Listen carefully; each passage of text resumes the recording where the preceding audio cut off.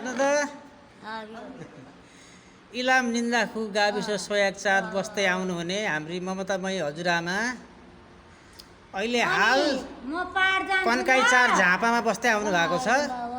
पाड घरमा नि 103 वर्ष पुगिसक्नु भएको छ। हेर्नु त अझै पनि तगडा हुनुहुन्छ। अनि अब जानु पर्ने आमा कति वर्ष पुग्नु भयो आमा? कति वर्ष पुग्नु भयो अरे? हजुर कति वर्षको हुनु भयो अरे? म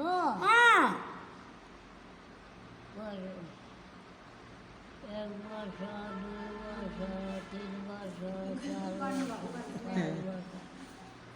6 वर्ष 7 वर्ष 8 वर्ष 9 वर्ष 10 वर्ष 11 वर्ष 12 वर्ष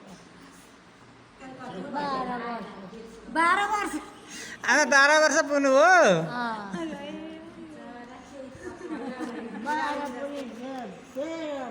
13 पनि कति 103 पुग्नु भयो? अनि 103 पुग्नु भयो अरे त? 103 लाग्नु भयो नि। 103 लाग्नु भयो नि। 103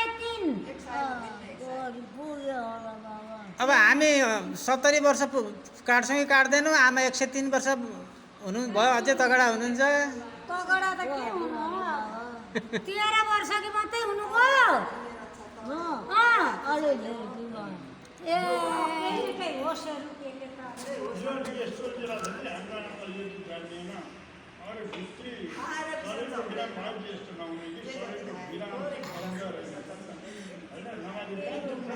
अनि अब म पनि अब तपाईँको छोरो घरमा